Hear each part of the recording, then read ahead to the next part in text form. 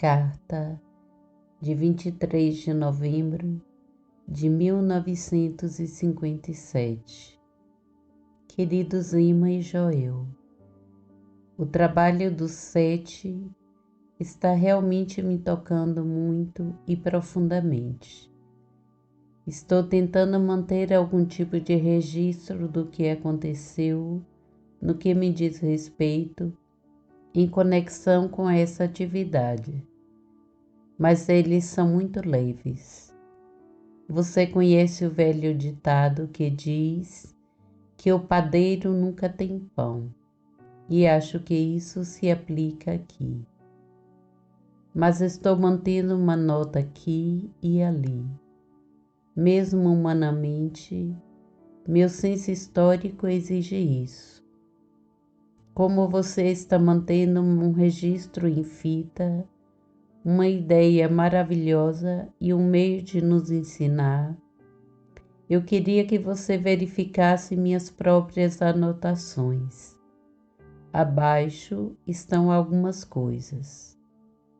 Notas de minhas atividades.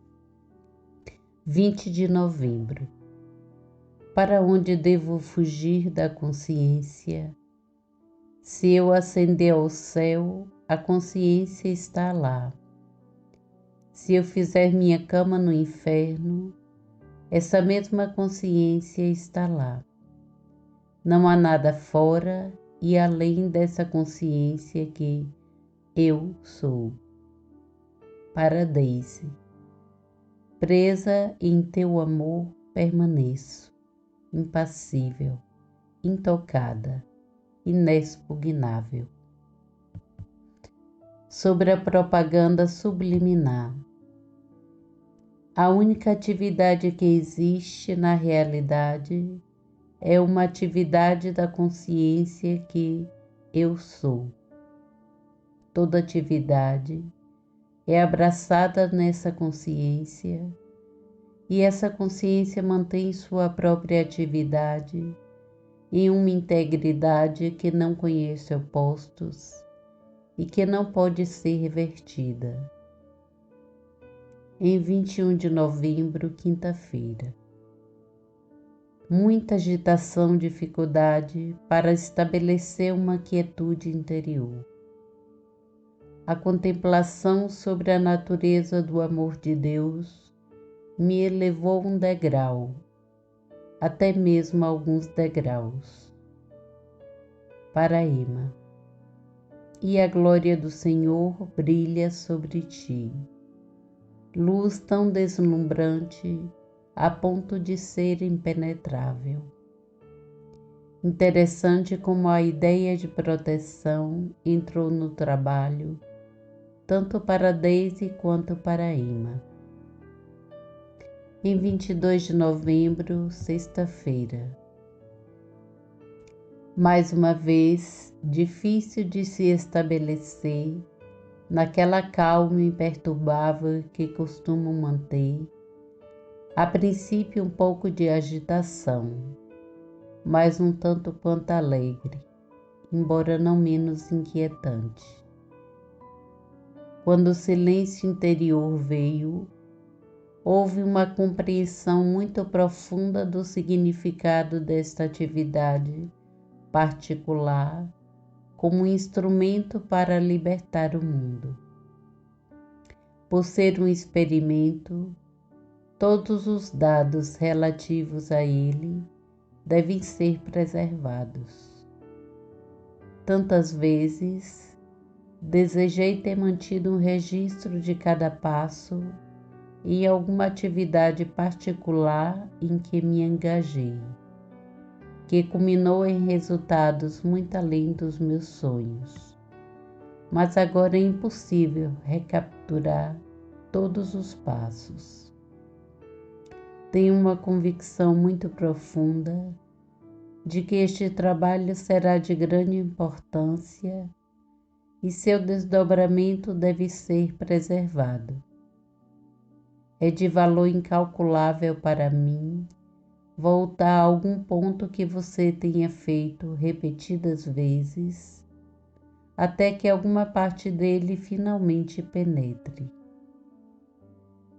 Minha glória não darei a outro. É uma ideia poderosa. Isso registra tanto quanto este é um universo espiritual. A palavra fabricação me vem muito fortemente em conexão com o meu meio publicitário. Nenhum fundamento, nenhuma criação. Carinhosamente, Lohane. Em outubro, Joel havia me convidado para ir ao Havaí. E em vez de ir a um hotel para ficar em Haliku Place por um longo período de tempo com ele, Emma e Sammy, o filho de Emma. Quando eu cheguei em Honolulu em dezembro, Emma e Joel estavam no aeroporto para se encontrarem comigo e dirigirem para Haliku. Logo fui acomodada em meu quarto no andar térreo, olhando para um jardim adjacente à grande sala que havia sido usada para as aulas de Haliku no início do ano. Aquela sala agora havia sido transformada em um imenso escritório, onde de um lado eu trabalhava em uma máquina de escrever parte do dia, e onde do outro lado da sala a secretária de Joel trabalhava na correspondência que ele havia ditado. Joel, Emma e eu construímos um grupo familiar estreitamente unido, que junto com o trabalho permitiu pouca socialização com as outras pessoas. Foram muitas as horas passadas com Joel, que incluíam meditação, sentar-se com ele e ouvi-lo ditar sua correspondência, e interlúdio, nos quais ele enfatizava pontos importantes da prática espiritual. Joel falou longamente sobre o trabalho de cura e ensino, enfatizando repetidamente que não estamos tentando melhorar a humanidade, mas sim elevar-nos acima dela para a consciência espiritual. Ele me advertiu para não me preocupar com os resultados da cura, pois isso seria uma negação de todo o princípio. Não estamos lidando com uma condição, mas com uma crença mesmérica. Nosso trabalho é o desdobramento espiritual. Não estamos tentando melhorar ou mudar as imagens, mas ver através das imagens do bem e do mal que nos são apresentadas para a realidade eterna e imutável que é agora. Quando falei com Joel sobre sentir, como se um paciente ou estudante estivesse enrolado dentro de mim, sobre o qual eu lhe havia escrito, ele me disse que era a realização do Cristo que vinha até mim. A verdade da identidade espiritual desdobrando-se dentro de mim. Durante as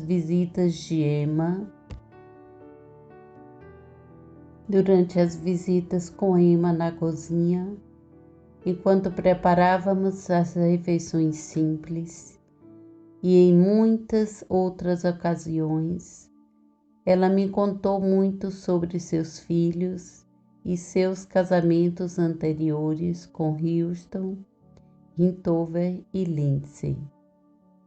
Intercalando com essas atividades, encontrei tempo para meu próprio trabalho Assim, cada dia carregava consigo sua própria realização.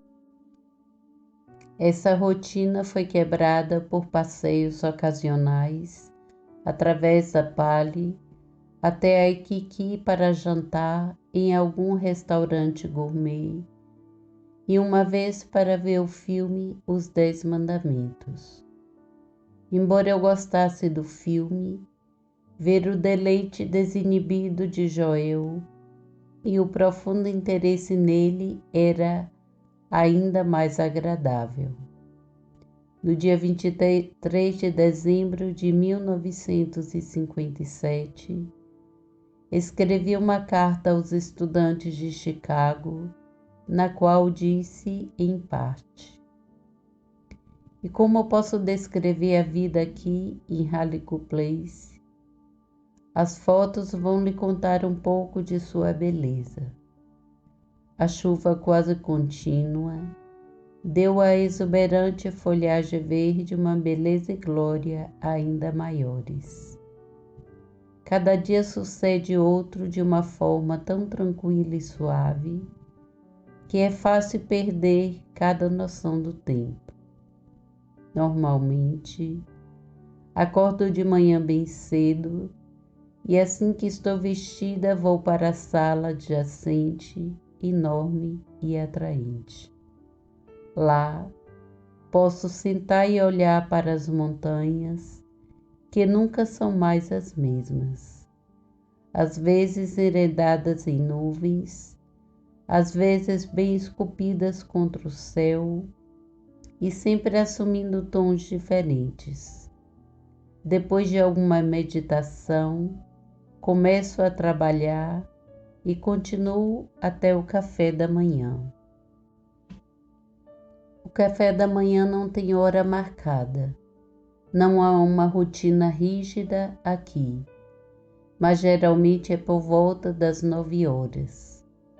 O Sami nem sempre está pronto para o café da manhã, já que a escola funciona em 2 turnos. Ele está na sessão da tarde e não se levanta cedo, mas fica acordado até bem tarde da noite. Muitas vezes, no café da manhã, Joel começa a nos contar sobre alguma fase particular do trabalho que ele sente que é importante enfatizar.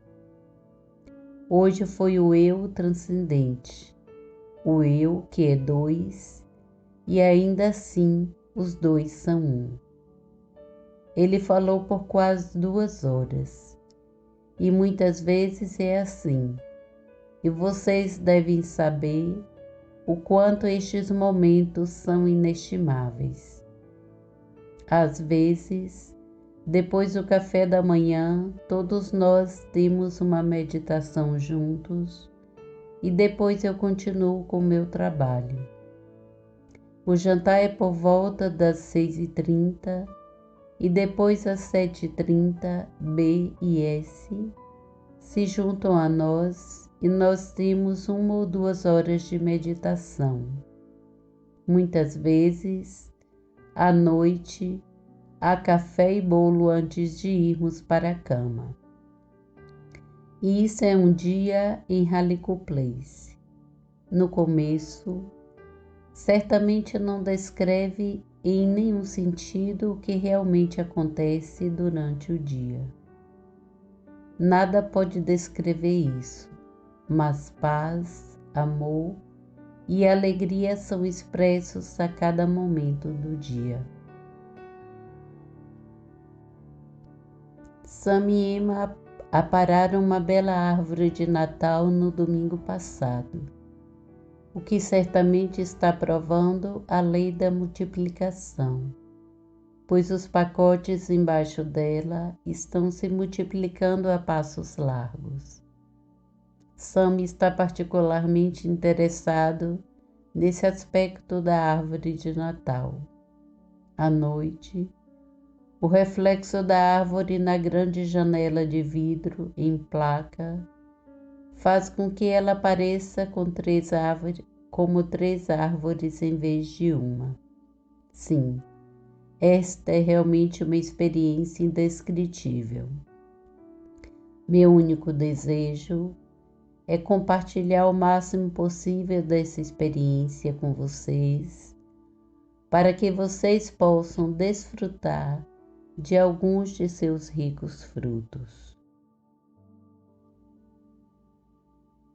Na noite do dia de Natal, depois de responder a um pedido de ajuda de longa distância a Oio, quase pedi desculpas por querer fazer uma breve pausa para meditar, dizendo: sei que não tenho que fazer nada.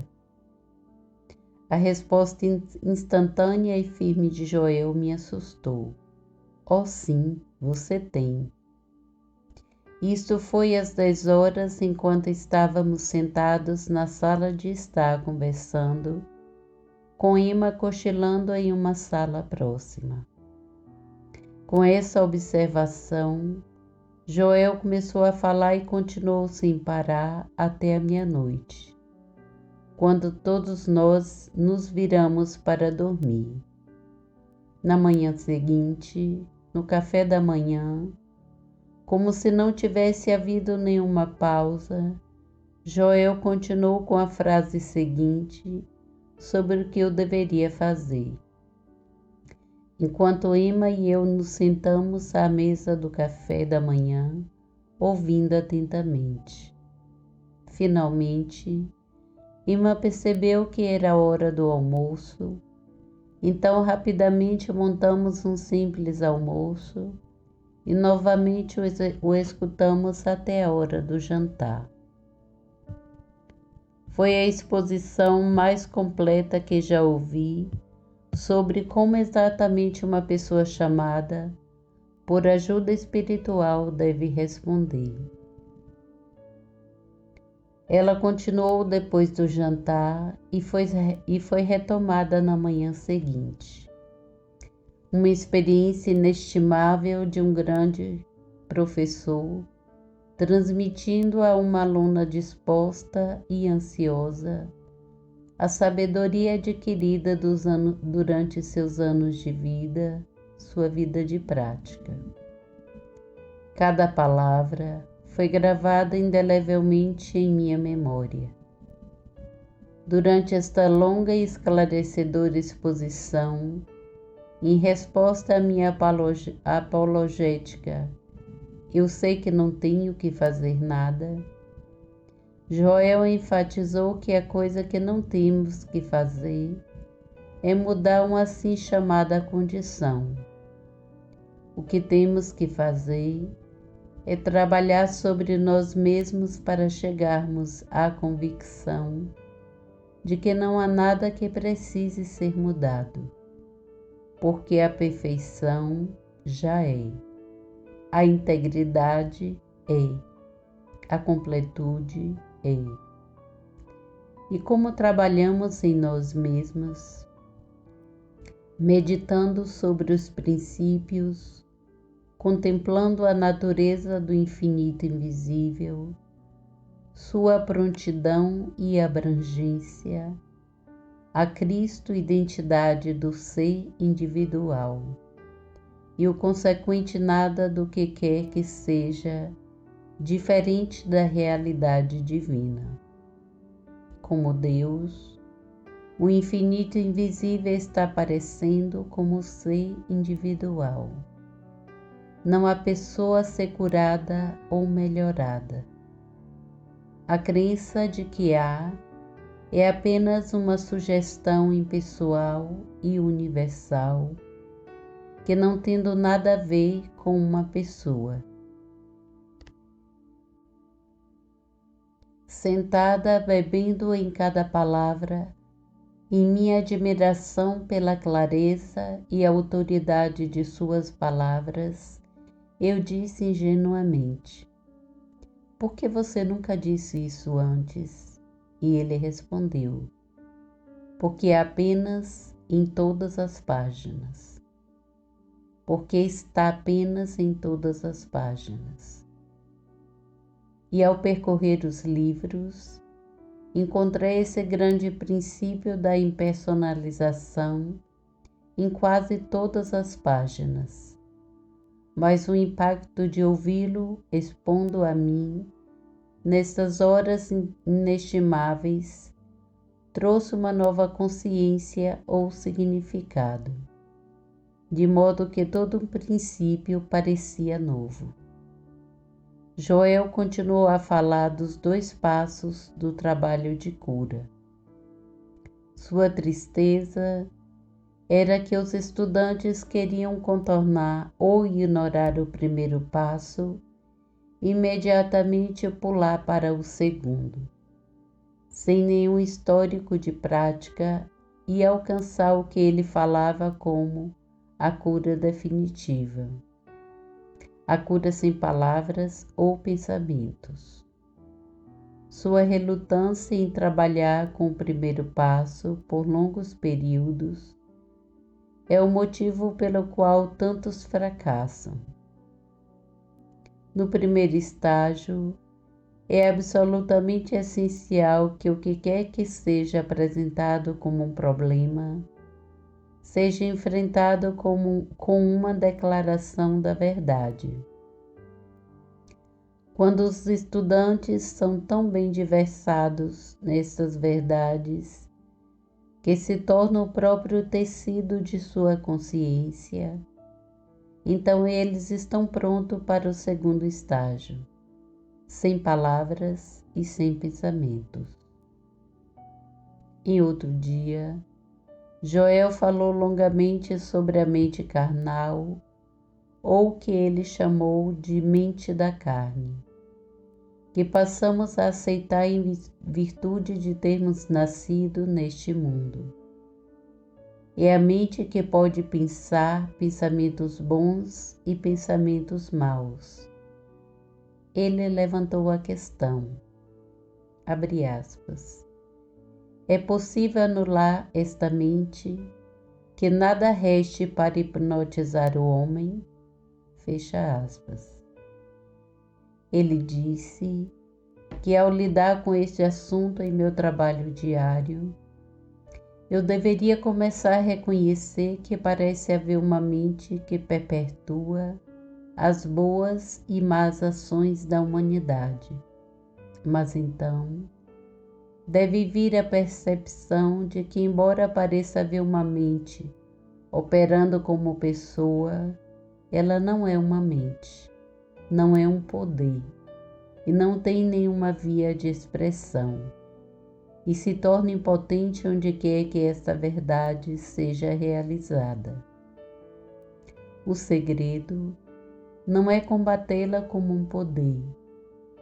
Antes que o trabalho preparatório que faço todas as manhãs estivesse completo, no entanto, ele disse que devo experimentar a onipresença de uma presença e poder transcendental para que eu possa ter certeza do fruto sob a forma da destruição dessa crença.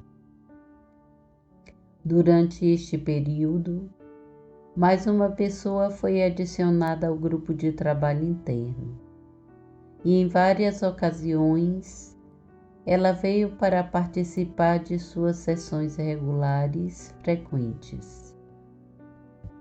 Emma não gravou mais este trabalho, então eu me sentei com o caderno na mão, escrevendo o mais rápido que pude, dividida entre pensar que tais pérolas não deveriam ser apenas para o momento, mas para todo sempre, e meu desejo mais íntimo de apenas sentar e aproveitar uma experiência na qual tanta coisa surgiu, muito mais do que as palavras. No entanto, nesta época tive outra experiência de iluminação. Não é um princípio espiritual que, ao esquecer-se de si mesmo, a serviço dos outros, o noivo vem? Naquele momento inesquecível, houve uma fusão total de luz. No início de janeiro, Emma e Joel embarcaram no avião para a Austrália e Nova Zelândia para palestras e classes lá. Eu permaneci na Harlequin como responsável pela casa e Sammy, filho de Emma e enteado de Joel, trabalhando e dando a Sammy uma supervisão próxima de ex-professor escolar, intercalada com ternura, carinho, diversão e risos, tudo entrelaçado. O primeiro contato de Emma com Joel havia sido quando ela e Sammy foram ouvi-lo falar no centro de unidade em Waikiki. Naquele momento, Sammy colocou uma lei ao redor do pescoço de Joel.